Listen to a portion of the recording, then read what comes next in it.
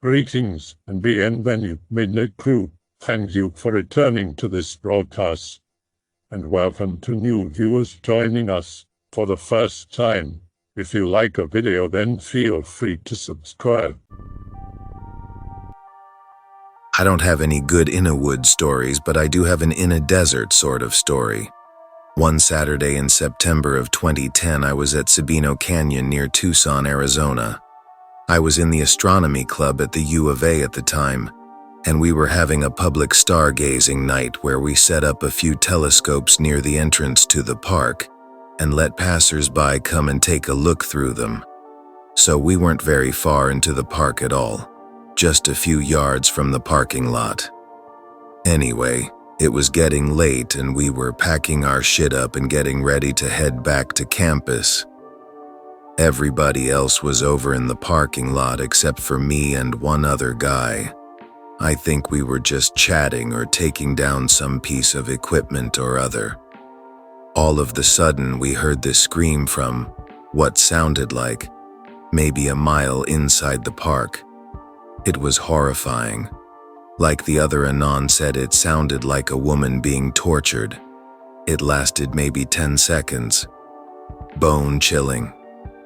We both looked at each other with WTF expressions on our faces, but we sure weren't going hiking out there to find out what it was. Nobody else in our group heard it. I kept an eye on the news for the next few days to find out if anybody had gone missing or turned up dead in that place, but never found out anything of the sort. There are mountain lions in the area, and people occasionally get into trouble with them. Javelina too. I'm guessing it was just some poor coyote or something that got caught by a bigger animal, but it sure did sound like a person. I've been up on Mount Lemon a few times, but only during the day. There are lots of wide open spaces that I always wanted to walk out across, but it would be too easy to get lost and die. Speaking of which, my roommate and I walked up the side of a mountain late one afternoon just to see how difficult it would be. We'd always looked at the Santa Catalinas and wondered what it would take to climb them. Well, it turns out it's pretty damn difficult. We spent maybe an hour and a half climbing up a near vertical slope and got about 1,500 feet above the parking lot where his car was parked, the whole time telling ourselves we'd turn around in another couple of minutes, just as soon as we get to that big boulder, etc. So we finally did stop when we got to this huge boulder that we climbed on top of, incredible view, and realized that the sun was going down. We were both a little nervous about it, but just kind of joking and trying to play it off like it was no big deal. So we had two options. Either go back down the way we'd come up, which would be dicey since there were several spots where we'd almost fallen even during the day, or turn right, eastward, and head down that way, and then try to veer back left to end up going in the right direction. To the right, we saw what looked like a pretty gentle slope down to a shallow fold that ran down towards the parking lot, so we decided to go that way, thinking we'd make our way down to the little fold and follow it down to the parking lot. It was pitch dark within 15 minutes of starting down.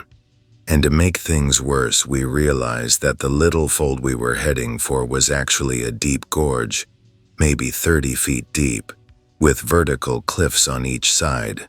So we were trying to carefully slide down the loose gravel a few feet at a time, and get close enough to the gorge to follow it down without getting too close and going over the cliffs, because we'd have been dead for sure. I was using my phone's flashlight app to light the way for both of us, because without that we wouldn't have been able to see anything. The full moon was out, but it was still low, so we were basically in the shadow of the mountains. Cholla plants and prickly pears and ocotillos and all kinds of mean cactus-like growth all over the place, but we couldn't help sliding into it. Most of the way down we were doing all right, just sliding down a little bit at a time and grabbing onto stuff to keep from falling. And the only sort of creepy noise I heard was an owl. Then, as we started to get close enough to the gorge and the vertical drop-off that it was time to start veering left and skirting around them, we heard what sounded like a massive rockslide way above us at the top of the gorge. Neither of us had any idea what it was, but we figured it was probably something big to have caused a big slide like that. So, since it was totally dark and we were sticking out like a sore thumb with our flashlight and tumbling down the mountainside like a couple of idiots, we of course assumed it was a mountain lion following us. That was when I started getting legitimately scared. Although it was difficult, we managed to make our way sideways and downward, following the cliffs maybe 50 feet back from them, until the ground started to level off. At that point, we were pretty far from the parking lot and totally lost, and we came across a barbed wire fence which we just followed for a while, until by a stroke of luck we found the trail that we'd started out on before deciding to get off it and just walk up the mountains. So we followed that little trail for a while and got back to the parking lot, got out of there and went to Five Guys and ate some greasy-ass burgers and picked the cactus spines out of our shoes and clothes. So, moral of the story is, don't fucking go off the trail and hike up a mountain when you don't know what you're doing. I have an in-a-desert experience that happened a few months back. In a California city riding a dirt bike with my brother. It gets dark early, 5 p.m. and 2 miles from my camp. I take a wrong trail and cannot see him. I am lost as shit. I am trying to find roads. My dirt bike does not have lights, so I'm holding a flashlight while riding. I try to call, phone has no reception. 6:10 p.m., gone about an hour. I see a couple near a bush sitting there. I ask for help. My bike dies, like the battery just drained. Push start is not working. I ask if they can help find the road. No response. I flash my light on my bike to look for the kickstart peg. It is next to my leg. Keck. I turn the light on the couple to ask if they were camped out there. They are gone. I look around. Everything around me is black. I get the bike started. I go maybe 100 yards. I find the main road. What? I get to camp. They say I was only behind my brother by like 5 minutes. I was gone for like 2 hours. I asked if anyone was out there. I realized a couple was lost and died out where I was. I ask about it. Anon. That couple supposedly helps lost riders. Wait, what time is it? 5:30 p.m. I do not ride alone anymore. Be me. A teenager camping in the Anza Borrego desert with my little brother and dad in an RV. My brother has to take a dump, nobody wants to smell that, so my dad takes him to the public bathroom several miles down the road with his Jeep. I am chilling on the sofa table thing when I hear 2 firm knocks on the door. Side note, should probably mention there was no one near us. The road to get out was a good, I do not know, half a mile away, in a T intersection where the continuous path was the main road and the stem of the T led to our campsite. I instantly freeze up, stop moving, and listen. I am holding my breath because I have no idea who the hell is out there. I have no idea when my dad or brother will get back, and I have nothing to defend myself with. The knocks get more and more urgent, like someone banging on the door to get in. In this RV, there was a ladder that allowed you to get into a loft bed above the driver and passenger seats. I skipped that shit and climbed on the back of the sofa to crawl up into the bed. I was reading some Gitmo Bay autobiography before, and at that moment I was just holding it to my chest, with my eyes squeezed shut. I am not a religious person and never have been. One of those Easter parishioners or whatever, but I prayed like hell to get me out of this. The RV starts to shake, like rock back and forth as if it is being pushed by a bear that wants to topple it on its side.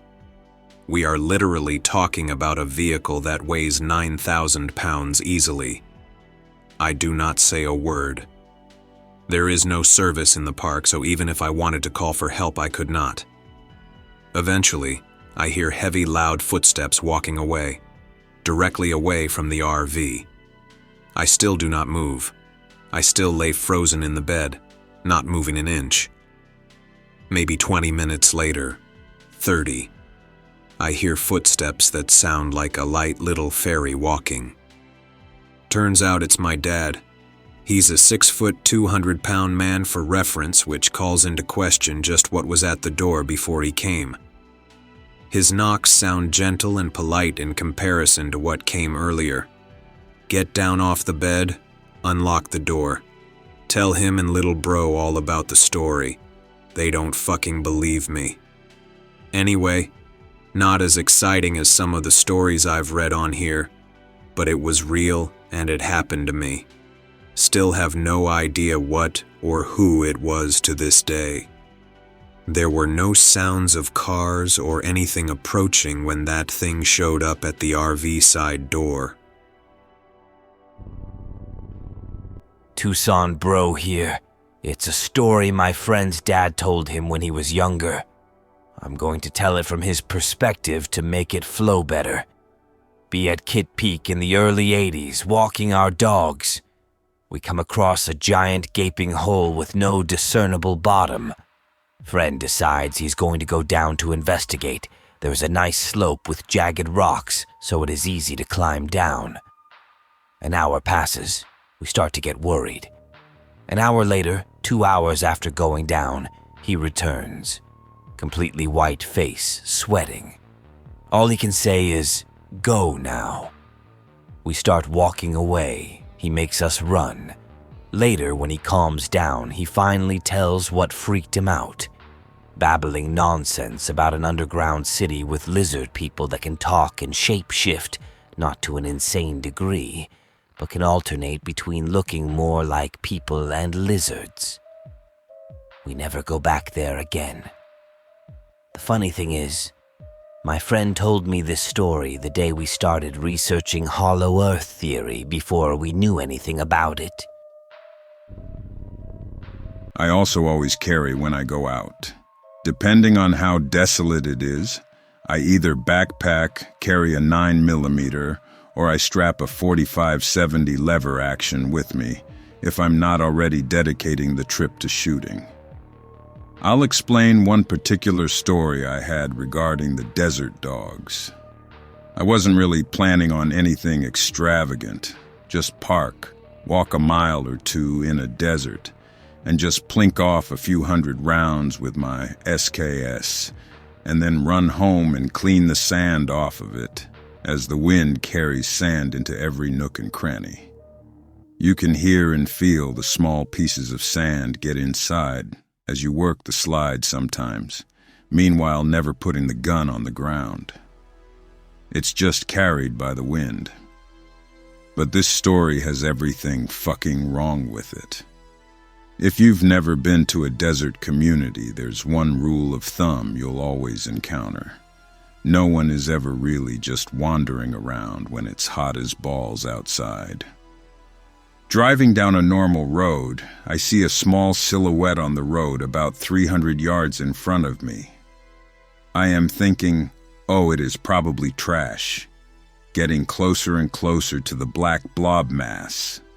About 100 yards incoming, I realize it looks like a guy. Holy shit, this guy is in a wheelchair. I slow down and stop next to him while rolling down the window. It is a guy wearing a black leather jacket, leather pants, and a red bandana on his head. He is an old white guy with hints of Indian and brown eyes.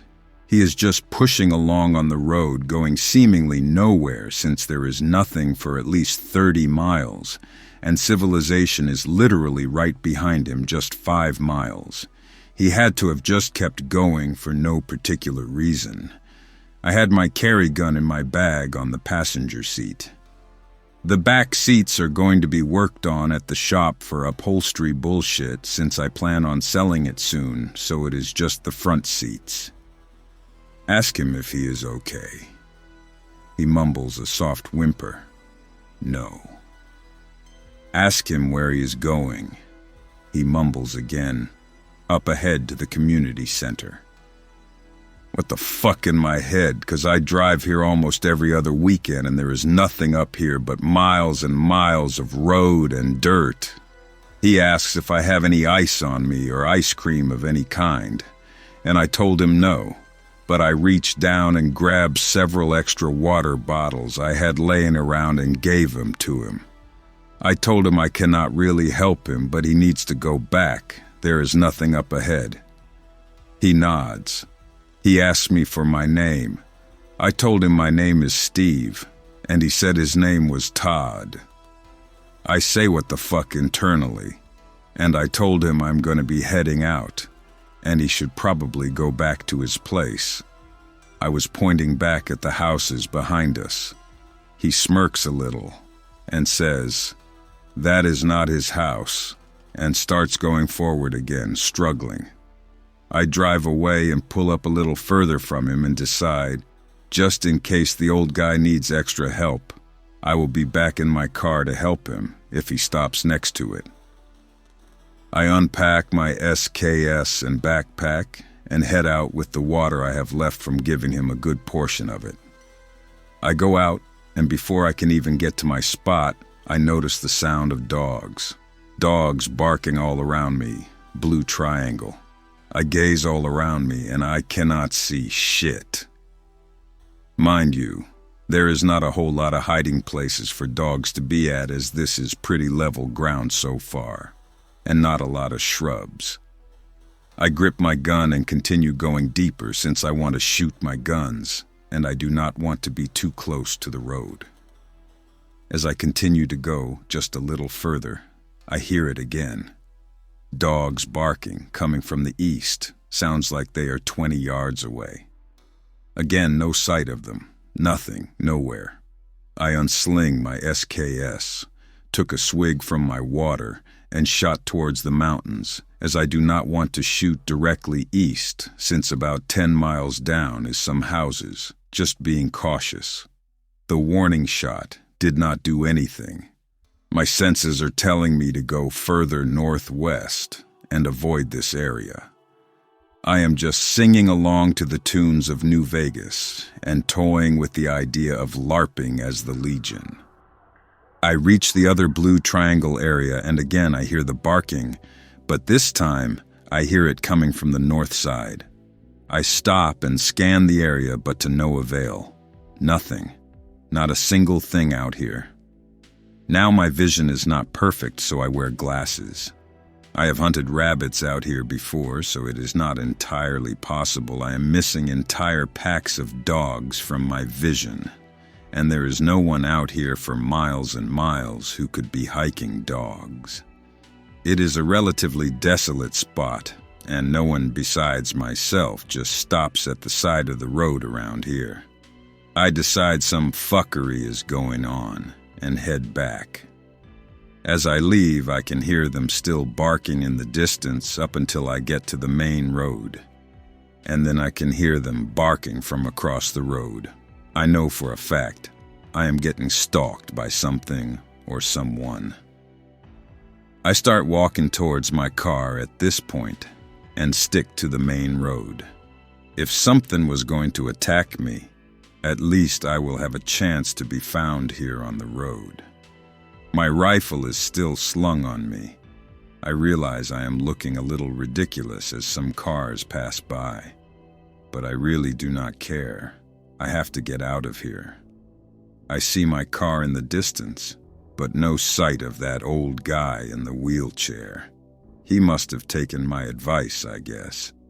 Not very climatic at all, but overall, I would have to say there's some kind of desert fuckery going on around here.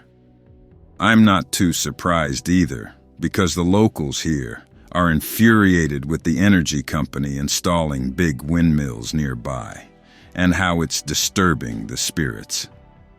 Normally I push that shit out to the side, but not anymore.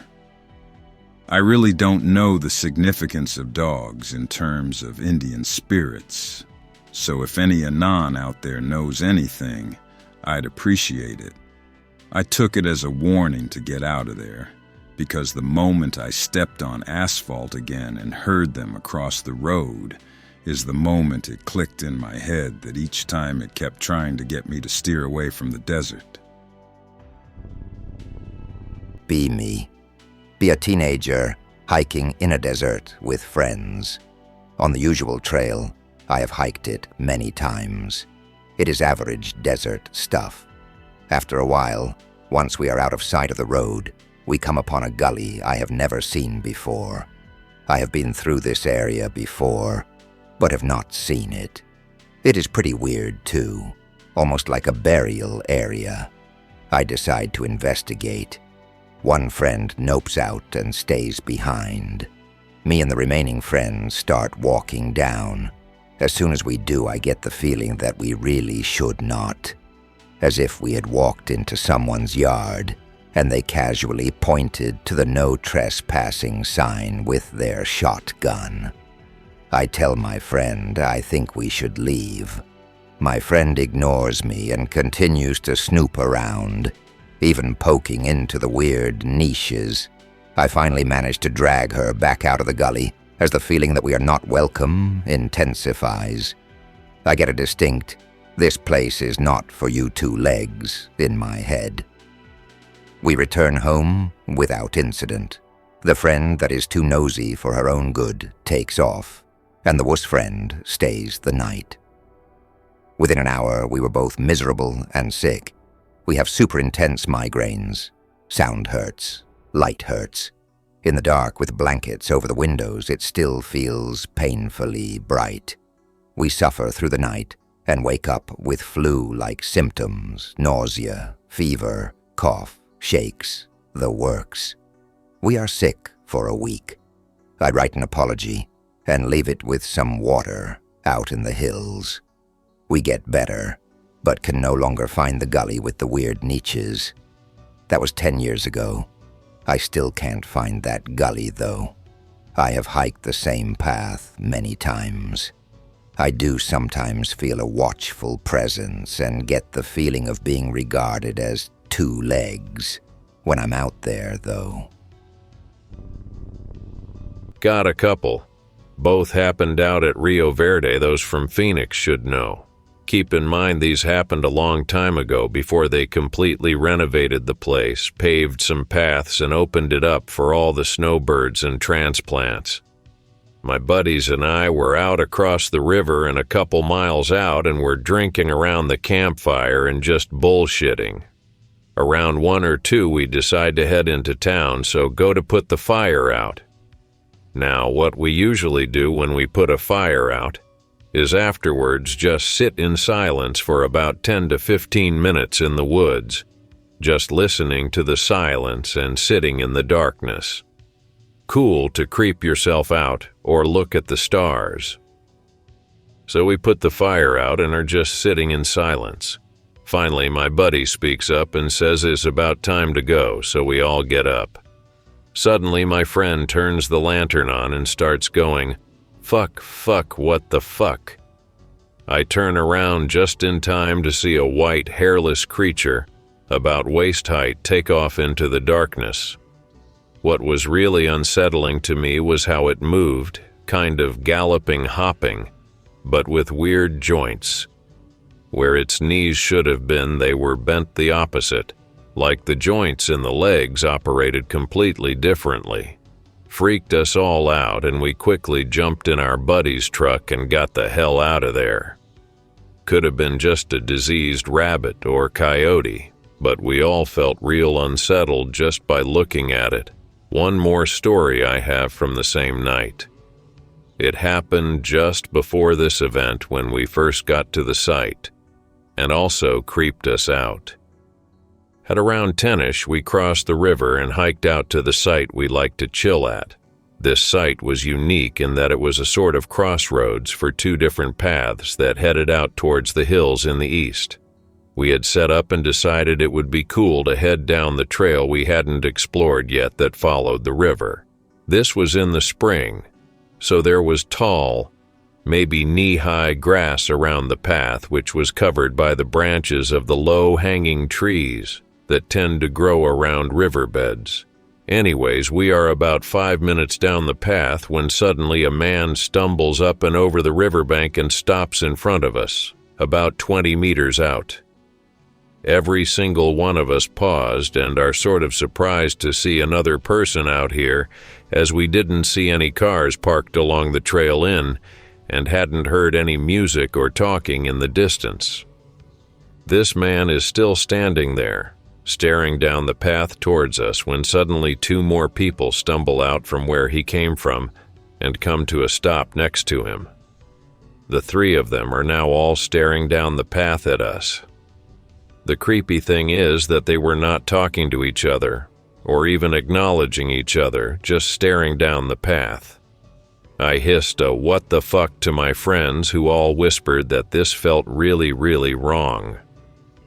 The three in front of us started walking down the path towards us, still without speaking or communicating to each other in any way. Then, as soon as they started walking towards us, more people started coming over the bank behind them and wordlessly started walking down the path towards us. Including myself, there were 5 of us, and at this point it looked like there was close to 25 of them. My buddy suddenly said, "Fuck this," and started walking straight at the group, silently approaching us, and we instinctively followed behind. My flight or fight instincts had kicked, filling me with adrenaline. When we finally met on the path, I saw that the people in the group were not looking at us, but rather through us. Still completely silent and without acknowledging our presence or breaking their gaze down the path, this group of what I could now see were all men in their early 20s moving around us and continuing back down the path towards the entrance to the area.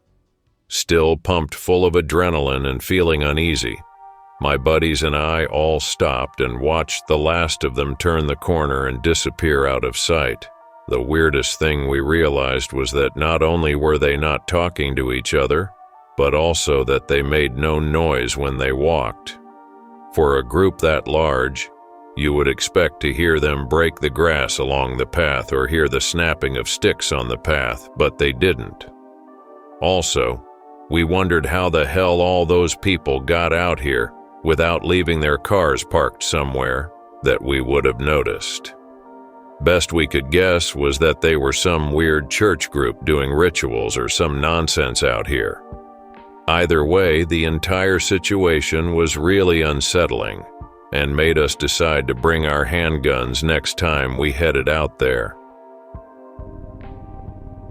Be wandering in the desert to see a kid on a bike. The kid pulls out a jar. The kid is collecting tarantulas. I'm about to say hi, maybe steal his bike so I can get home quicker. A train horn in the distance. The kid takes off on his bike. God damn it! I follow, hoping to catch the kid and steal the bike. I approach the train tracks. The train is stopping. A bunch of guys at the train trestle start hooking up hoses and shit to a train car. What the fuck, and I stay hidden. The stupid kid on the bike just stands there and watches. I realize the guys are stealing some chemicals. They do not see the kid. The guys unhook the hoses. The train starts moving. One guy hops off the train. One guy looks like he got run over. I realize he stayed low on the tracks and did not die. The guys shout, laugh, and sound happy. They finally notice the kid. The kid waves. You poor dumbass. I watch as a cartel guy pulls out a pistol and drops the kid right there. The other guy screams real loud. I stay hidden, pray they do not see me. Motherfuckers take the kid's body. They take his bike too. God damn it. They never spot me. The kid was reported missing. His face is on TV. I have no idea if they ever found his body. I had to walk home. I never told anybody until now. I hope that you enjoyed tonight's broadcast. If you enjoyed tonight's story, then please subscribe to the channel as more Greentext will appear daily. A new broadcast will appear when the clock strikes midnight Central Time.